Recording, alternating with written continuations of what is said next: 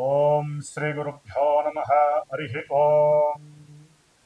ఓం శరదిందు సమాకారే పరబ్రహ్మస్వరూపిణే వాసరాపీఠ నిలయే సరస్వతీ నమోస్తుతే. శ్రీ మహాసరస్వత్యై నమః. ఓం అరుణాం కరుణాతరంగితాక్షీం ధృతపాశాంకుశపుష్పబాణచాపాం అనిమాధిభిరావృతాం మయూఖైః అహమిత్యేవ విభావయే భవానీ. శ్రీ భవానీ దేవ్యై నమః. ఓం జ్ఞానానందమయం దేవం నిర్మలస్ఫటికాకృతిం ఆధారం సర్వవిద్యానాం శ్రీ హయగ్రీవముపాస్మహే. శ్రీ హయగ్రీవానుగ్రహ సిద్ధిరస్తు. వీక్షించేటటువంటి ప్రేక్షకులందరికీ కూడా ఆ భగవత్ ప్రసాదం కలగాలని, నవగ్రహాల యొక్క అనుకూలతతో అందరూ కూడా నిత్యము సుఖ సంతోషాతులతో విరజిల్లాలని ఆశీర్వదిస్తూ, మరి ఈ ఆగస్టు నెల మొత్తం కూడా శ్రావణ మాసం, అంటే దాదాపుగా ఆగస్టు 24వ తేదీ వరకు కూడా శ్రావణ మాసంతో ప్రతి ఇంట్లో కూడా లక్ష్మీదేవి తాండవమాడుతూ విరాజిల్లుతూ ఉంటుంది. అంటే దైవ పూజార్థమై మనం అమ్మవారికి ఎంతైతే ఖర్చు పెడతామో అంతకంత కొన్ని లక్షల రెట్లు అమ్మవారు మనకిస్తుందని శాస్త్రవచనం. ముఖ్యంగా ఈ శ్రావణ మాసంలో స్త్రీలందరూ చేసుకునేటటువంటి వరలక్ష్మి వ్రతము, అట్లాగే శ్రావణ శుక్రవారాలు, శ్రావణ పౌర్ణమి రాఖీ బంధనం, ఇవన్నీ కూడా విశేషమైనటువంటి లక్ష్మీ ప్రసాదాలని ప్రసాదిస్తూ ఉంటాయి. ఫలితాలు చాలా అమోఘంగా ఉంటాయి. అయితే మరి ఈ శ్రావణ మాసంలో అంతరిక్షంలో కొన్ని గ్రహాలు మార్పులు చేర్పులతో కొన్ని రాశుల వారికి ఏ విధంగా ఆ గ్రహాల యొక్క అమరిక వలన శుభాలు జరుగుతాయి, ఇబ్బందులు కలుగుతాయనేది మనం తెలుసుకోవాల్సిన అవసరం తప్పనిసరిగా ఉంది. ముఖ్యంగా ఈ శ్రావణ మాసంలో మరి ఆగస్టు 17వ తేదీన రవి కర్కాటక రాశిలోంచి సొంత రాశి అయినటువంటి సింహరాశిలోకి సంచారం ప్రారంభం చేస్తాడు. ఆ తదుపరి ఆగస్టు 11 తర్వాత దాదాపుగా కర్కాటక రాశిలో ఉన్నటువంటి బుధుడు మరి రుజుమార్గంలో ఇప్పటి వరకు ఆయన వక్రిస్తూ ఉన్నాడు. అంటే ఆగస్టు 11వ తేదీ వరకు కూడా బుధుడు దాదాపుగా 24 రోజులు వక్రించి 11వ తేదీ నుండి 29వ తేదీ వరకు కూడా కర్కాటక రాశిలో తన యొక్క రుజుమార్గంలో డైరెక్ట్ మోషన్లో చక్కగా తన యొక్క వీక్షణలతో ఎన్నో వ్యాపార రకాలైనటువంటి ఫలితాలను ప్రసాదిస్తున్నాడు. ఆ తదుపరి కుజుడు ఆల్రెడీ మనకి ఆయన కన్యారాశిలోకి వచ్చేసాడు. ఆయన దాదాపు సెప్టెంబర్ వరకు కూడా ఉంటాడు, 15 వరకు కూడా. ఆ తదుపరి చంద్రుడు 2.5 రోజులకు ఒకసారి ప్రతి రాశిని కూడా సంచరిస్తూ తన యొక్క ప్రభావాలని మనసు మీద ప్రభావితం చేస్తూ ఉంటాడు. గురుడు ఆయన మిథున రాశిలో ఉన్నాడు. దాదాపుగా ఆయన అక్టోబర్ వరకు కూడా అక్కడే సంచరిస్తూ ఉంటాడు, పెద్ద గ్రహం కాబట్టి. ఆ తదుపరి శుక్రగ్రహం. ఈ శుక్రగ్రహం గురుడితో కలిసి దాదాపుగా ఆగస్టు 20వ తేదీ వరకు సంచరించి మిథున రాశిలో 21వ తేదీ నుండి సెప్టెంబర్ 15 వరకు కూడా కర్కాటక రాశిలోకి ప్రవేశిస్తాడు ఈ శుక్రుడు. కాబట్టి ఆయన యొక్క సంచార ఫలితాలు విధిగా తెలుసుకోవాల్సిన అవసరం ఉంది. ఆ తదుపరి శని మహానుభావుడు వక్రించి ఉన్నాడు, మీనరాశిలో వక్రించి తన యొక్క ప్రభావాలని ఆల్రెడీ మనకి చూపిస్తూనే ఉన్నాడు. సునామీలు కావచ్చు, ప్రమాదాలు కావచ్చు, ఇబ్బందులు కావచ్చు, చూపిస్తూనే ఉన్నాడు. ఆ తదుపరి రాహువు చక్కగా కుంభరాశిలో ఉన్నాడు, కేతువు సింహరాశిలో ఉన్నాడు. కాబట్టి భవిష్యత్తులో ఈ ఆగస్టు 17వ తేదీ తర్వాత నుంచి రవి మరియు బుధుడు వీరిద్దరూ కూడా సింహరాశిలో కలవటం ద్వారా బుధాదిత్య యోగం అనేటటువంటిది అంతరిక్షంలో ఏర్పడుతోంది. అయితే కేతువు అనేటటువంటి ఒక దుష్టుడు ఈ రవి బుధులకి సంకటంగా మారుతాడు. దానివలన ఎన్నో రకాల మార్పులు చేర్పులు ఈ బుధాదిత్య యోగం కలగాల్సిన వాళ్ళకి మారిపోతూ ఉంటాయి. అట్లాగే ముఖ్యంగా ఆగస్టు 12వ తేదీన శ్రావణ మంగళవారం సంకష్టహర చతుర్థి మనకి విశేషమైనటువంటి రోజు. అట్లాగే ఆగస్టు 9వ తారీఖున శ్రావణ పూర్ణిమ. అట్లాగే అదే రోజు మరి స్త్రీలకి అన్న తమ్ముళ్ళకి రాఖీ పౌర్ణిమ, రాఖీ కట్టేటటువంటి ఆచారం, దాని వలన వారి యొక్క ప్రేమానురాగాలు చూపించటం. అదే రోజున జంఝాల పౌర్ణిమ, అంటే కొంతమంది ఉపనయనం అయినటువంటి వారు ఈ జంఝాలని మార్చుకోవటం, హోమాదుల్ని చేసుకోవటం పరిపాటి. అదే రోజు గాయత్రి జయంతి. కాబట్టి గాయత్రీ దేవి ధ్యానం శ్రావణ పౌర్ణమి రోజున ప్రతి ఒక్కళ్ళు ఆచరించాలి. అట్లాగే ఆగస్టు 8వ తేదీన వరలక్ష్మి వ్రతము. ఇది 3వ వారం, పౌర్ణమికి ముందు వచ్చేటటువంటి 3వ వారం అయింది. కాబట్టి ఈ రోజున స్త్రీలందరూ కూడా వరలక్ష్మి వ్రతాన్ని ఆచరించుకొని చక్కగా భోగభాగ్యాలతో తొలతూగేటటువంటి రోజు ఈ యొక్క ఆగస్టు 8వ తేదీ, శని సంఖ్య కూడా. అట్లాగే మనకి ఆగస్టు 16వ తేదీన భగవద్గీతకి మరి సాక్షాత్తు ఆ యొక్క కృష్ణుడి యొక్క అష్టమి, మరి ఆ శ్రీకృష్ణ పరమాత్ముడి యొక్క పండగని అందరం కూడా హరే రామ హరే కృష్ణ కృష్ణ కృష్ణ హరే హరే అనేటటువంటి నామాన్ని ఆ రోజంతా కూడా నామస్మరణ చేస్తూ ప్రతి ఒక్కరూ భగవద్గీత ఏదో ఒక అధ్యాయాన్ని కానీ, ఒక శ్లోకాన్ని చదివి దానికి తాత్పర్య అర్థాన్ని కానీ ఆ రోజు కంపల్సరీ చదవండి. తన పండగే, కానీ ఇది కూడా చదవటం వలన ఆయన యొక్క సాక్షాత్కారం లభిస్తుంది చదివిన వాళ్ళకి. ముఖ్యంగా ఆగస్టు 21వ తేదీన, దాని తర్వాత మాస శివరాత్రి వస్తోంది, గురువారం అయింది. ఆ గురువారం రోజునే పుష్యమి నక్షత్రం రావటం ద్వారా ఇది గురు పుష్య యోగం అనేటటువంటిది కలుగుతోంది. దాని యొక్క విశిష్టత తర్వాత తెలుసుకోవచ్చు. ముఖ్యంగా ఆగస్టు 23వ తేదీన శ్రావణ మాసంలో బహుళ అమావాస్య శనివారం రావటం, అది కూడా పితృదేవతలకి మఖానక్షత్రం, దీనికి అధిపతి మఖానక్షత్రానికి అధిపతి పితృదేవతలు. మరి శనివారము అమావాస్య కలిసి రావడం చాలా విశేషమైనటువంటి యోగము.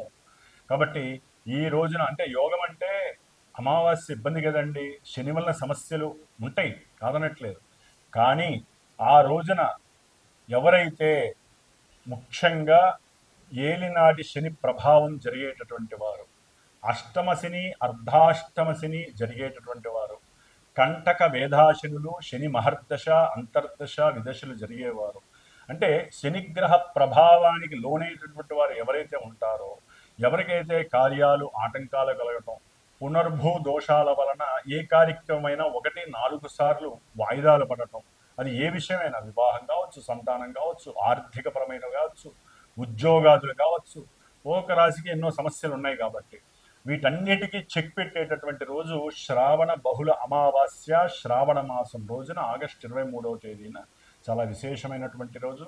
ముఖ్యంగా అశ్విని నక్షత్రం, మఖా నక్షత్రం, మూలా నక్షత్ర జాతకులు ఎవరైతే ఉన్నారో వారందరికీ కూడా దోషాలు ఉంటాయి. కాబట్టి నక్షత్ర దోషాలు, మరి ఆ అమావాస్య రోజున పితృశాప దోషాలు, అట్లాగే ఈ శనిగ్రహ దోషాలు, నక్షత్ర దోషాలు, ముఖ్యంగా కుంభము, మీనరాశుల వారు, సింహరాశి వారు, కన్యారాశి వారు, ధనస్సు రాశి వారు, ఇందాక చెప్పిన శని దోషాలు ఉన్నటువంటి వాళ్ళందరూ కూడా, మరి అమావాస్య రోజున పుట్టినటువంటి వారికి కూడా విశేషమైనటువంటి జనన దోషం ఉంటుంది, బాలారిష్ట దోషాలు ఉంటాయి.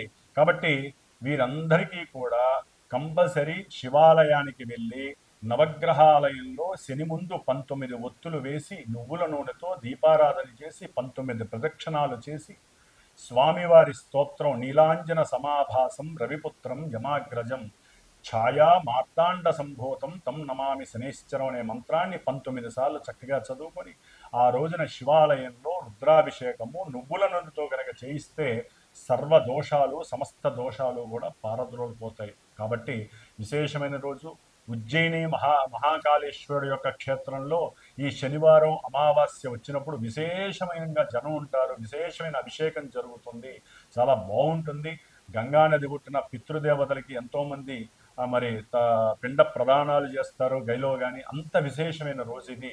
ముఖ్యంగా మనకి వెళ్ళలేనటువంటి వారు, కుదరనటువంటి వారు, మరి ఈ దోషాల వలన బాగా ఇబ్బందులు పడుతున్న వారు మరి మా యొక్క శ్రీమాత జ్యోతిషాలయ పీఠంలో ఈ యొక్క శ్రావణ బహుళ అమావాస్య రోజున విశేషంగా మఖా నక్షత్రం ఇందాక ఏదైతే చెప్పానో ఆ నక్షత్రాల పరంగా, అట్లాగే శనిగ్రహ బాధలు పడుతున్నటువంటి వారు కానివ్వండి, ముఖ్యంగా అమావాస్య రోజు పుట్టినటువంటి వారు కానివ్వండి, పితృ మాతృ గురు శాపాలు, ఇలాంటి శాప దోషాలు ముఖ్యంగా ఈ అమావాస్య శనివారం అనేటటువంటిది విశేషమైనటువంటి దోషాలను తొలగించడానికి అటు రుద్రాభిషేకం ఎంత విశిష్టతో హోమ ప్రధానం కూడా అంతే విశిష్టత. కాబట్టి ఎవరైనా సరే సంకల్పించి మీరు గనక నాకు ఫోన్ చేసినట్లయితే ఈ యొక్క విశేషమైనటువంటి హోమంలో మీ అందరి గోత్రనామాదులు కూడా తెలియచేస్తూ అవకాశం ఉన్నవాళ్ళు చక్కగా వచ్చి పాల్గొనవచ్చు.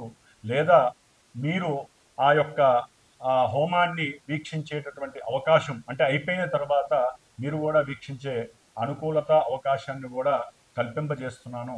కాబట్టి ముఖ్యంగా ఈ యొక్క శ్రావణ మాసం అంతా కూడా విశేషమైనటువంటి రోజుల్ని అందరూ కూడా దేవతారాధనలతో చక్కగా ఆ దేవతల్ని ఆరాధిస్తూ శుభప్రదంగా ఉండాలని, మరి ద్వాదశ రాశుల వారికి ఈ ఆగస్టు 1వ తేదీ నుండి ఆగస్టు 31వ తేదీ వరకు గ్రహాలు ఏ ఏ రాశుల్లో సంచరిస్తాయి, వారికి ఏ ఏ ప్రభావాలు కలుగుతాయి, దానికి పరిష్కార మార్గాలు ఏమిటి అనేటటువంటి విషయాన్ని తెలుసుకుందాం. ఓం శ్రీమాత్రే నమః. మేషరాశి. ఈ ఆగస్టు నెలలో మేషరాశి వారికి రవి 17వ తారీఖు వరకు కూడా చతుర్థంలో ఉండి తల్లికి సంబంధించినటువంటి ఆరోగ్యపరమైనటువంటి ఇబ్బందులు, తండ్రితో ప్రేమ ఆదరణలు కొంచెం తక్కువగా ఉండటం, విద్య యందు కొంత ఇక్కట్లు కలగటం, మనసు చెలించటం, సరైనటువంటి మేధస్సుని ప్రదర్శించకపోవటం సరైన చోట, అట్లాగే ఈ యొక్క రవి 4లో ఉండటం ద్వారా గృహ సంబంధిత భూ సంబంధిత విషయాల యందు ఏదైనా లాభము వస్తుంది అనుకుంటే దానికి వ్యతిరిక్తమైనటువంటి పరిస్థితులు ఎదురవటం అనేది జరుగుతుంది. తదుపరి 17వ తారీఖు తర్వాత రవి 5వ రాశి సొంత క్షేత్రంలోకి వెళ్ళినప్పుడు మరి ఆ రవి వలన సంతానపరమైనటువంటి సమస్యలు ఎదుర్కొనే అవకాశం ఉంటుంది. కొంత వీరు గనక ఏకాగ్రత చిత్తంతో సరైనటువంటి ప్రణాళికతో గనక తమ యొక్క ఆలోచన సరళిని సృజనాత్మకతో సమయానుకూలంగా గనక ఉంచుకున్నట్లయితే గనక ఉన్నతమైనటువంటి అధికారులతో ఉద్యోగం గురించి సంభాషించటం, అంటే కాస్త ఉద్యోగంలో సమస్యలు ఉన్నటువంటి వారు ఉద్యోగులతో సంభాషణల ద్వారా కొంత అనుకూలమైనటువంటి పరిస్థితి ఒక యోగకరం. అట్లాగే వ్యాపారాలందు ఏదైనా పెట్టుబడులు పెట్టినట్లయితే అప్పు తీసుకొని వాటికి 1కి 4 లాభం రావటం వలన కొంత వారికి వెసులుబాటు కలుగుతుంది. కేతువుతో కలిసి ఉండటం వలన కాస్త అక్కడ మేధో సంఘర్షణ ఏర్పడుతుంది. ఇది కరెక్టా కాదా, ఈ షేర్స్లో నేను పెట్టచ్చా, ఈ పని నేను చెయ్యొచ్చా లేదా, అసలు నేను చేస్తున్న పూజ దేనికోసము, ఇలా ఎన్నో రకాలైనటువంటి ప్రశ్నలు మీలో ఉత్పన్నమవుతూ ఉంటాయి. అట్లాగే ఈ యొక్క 3వ క్షేత్రంలో ఉన్నటువంటి గురుడు వలన ప్రయాణాల యందు కొన్ని ఇబ్బందులు ఎదురవటం, ఆర్థికపరమైనటువంటి విషయాల యందు గోప్యత లేక అవతల వాళ్ళతో నోరు జారి మాట్లాడటం, అవతల వాళ్ళకి సహకరించాలనేటటువంటి ఉద్దేశంతో మీలో ఏదీ దాచుకోకుండా మాట్లాడటం వల్ల కూడా ఆర్థికంగా కాస్త ఇబ్బందులు అనేవి ఎదురయ్యే అవకాశాలు ఉంటాయి. ముఖ్యంగా ప్రయాణాల పరంగా చాలా అత్యుత్సాహంగా ఉంటారు. ఉత్సాహకరంగా ప్రయాణాలు చేయటానికి, దూర ప్రయాణాలు కాకపోయినప్పటికీ దగ్గర ప్రయాణాలు చేయటానికి కుటుంబ పరంగా మీకు కాస్త సహాయ సహకారాలు, భార్యతో కాస్త లాలింపు, అట్లాగే ఆ భార్యాభర్తల మధ్య సరైనటువంటి అన్యోన్యత కలిగేటటువంటి అవకాశాలు కూడా కలుగుతున్నాయి. ముఖ్యంగా కుజుడు 6వ క్షేత్రంలో ఉండటం ద్వారా ఉద్యోగాల యందు, అంటే మీరు చేసే ప్రయత్నం ఉద్యోగ ప్రయత్నాల యందు చాలా వికాసవంతమైనటువంటి ఆలోచనలతో మూర్ఖత్వంతో కూడినటువంటి పట్టుదల, ఈ యొక్క పట్టుదలే మీ యొక్క సాహసంతో కూడినటువంటి కార్యశీలతకి ఎటువంటి విఘ్నాలు వచ్చినా సరే ముందుకు వెళ్ళగలిగినటువంటి చొరవ మీరు తీసుకునే అవకాశం ఉంటుంది. కాకపోతే కాస్త ఫ్లెక్సిబుల్గా మల్టిపుల్గా ఉండేటటువంటి ఆలోచనలతో మీరు ముందుకు వెళ్తారు. ఇది ఇలా చేయటం ఎందుకు అనేటటువంటి ప్రశ్న మీకు మీరే ఉత్పన్నం చేసుకుంటారు. అట్లాగే ఆరోగ్యపరంగా కొంచెం జాగ్రత్తలు వహించాల్సినటువంటి అవసరం మేషరాశి వారికి ఉంది. లాభంలో ఉన్నటువంటి రాహువు కాస్త ఉన్నంతలో మీకు అనుకూలమైనటువంటి పరిస్థితులు లాభాన్ని కలుగజేస్తున్నాడు. పితృపరమైనటువంటి లాభాలు, ఏదైనా కాస్త అప్పులుంటే ఆ అప్పుల్ని కూడా తొలగించేటటువంటి, అప్పుల్ని తీసేసుకునేటటువంటి కొంత నాలెడ్జ్ని కూడా మీకు ప్రసాదిస్తూ, మరి దానికి తగ్గ సంభాషణల ద్వారా కూడా కాస్త మీకు అంటే ఉద్యోగంలో మీరు చేసే వ్యాపారంలో కాస్త క్రియాశీలత, కార్యశీలత, కాస్త సంతృప్తికరమైనటువంటి మేధస్సుతో, మీకున్న ఆలోచన శక్తితో ముందుకు వెళుతూ కాస్త మీకున్నటువంటి అప్పులని కూడా కొంతవరకు తీర్చుకునే ప్రయత్నం జరుగుతుంది. దీర్ఘకాలిక రోగాలు ఉన్నటువంటి వారికి కాస్త ఇప్పుడు కుజుడు 6వ స్థానంలో ఉండటం ద్వారా, శని వక్రించి ఉండటం ద్వారా దీర్ఘకాలిక రోగ ఉపశమనం కూడా మీకు కలిగే అవకాశాలు ఉంటాయి. సరైనటువంటి వైద్యుల్ని, ఔషధాల్ని వాడటం ద్వారా మీకు ఉన్నటువంటి అనారోగ్య బాధలు తొలగిపోతాయి. కాబట్టి విద్యార్థులు ముఖ్యంగా ఈ 17వ తారీఖు వరకు కూడా సూర్యగ్రహాన్ని ఎక్కువగా సూర్యుడికి నమస్కారం చేసుకోవటం, ఓం నమో నారాయణాయ లేదా ఓం భాస్కరాయ నమః అనేటటువంటి మంత్రాన్ని పఠిస్తూ ఉండండి. అట్లాగే ముఖ్యంగా సంతానం కావాలనుకున్నటువంటి వారు, గర్భవతులు ఎవరైనా ఉంటే కనుక 17వ తేదీ నుండి కూడా కొంచెం జాగ్రత్త వహించండి. ముఖ్యంగా శ్రీమన్నారాయణమూర్తికి, గణపతికి అంటే విష్ణుమూర్తి సహస్రనామం, అట్లాగే గణపతి యొక్క అష్టోత్తర పూజని నిత్యము చేసుకోవడం ద్వారా మీ గర్భానికి సంబంధించినటువంటి ఇబ్బందులు రాకుండా, జీర్ణాశయ సమస్యలు, అనారోగ్య బాధలు లేకుండా ఆ యొక్క గణపతి అనుగ్రహం మీకు కలుగుతుంది.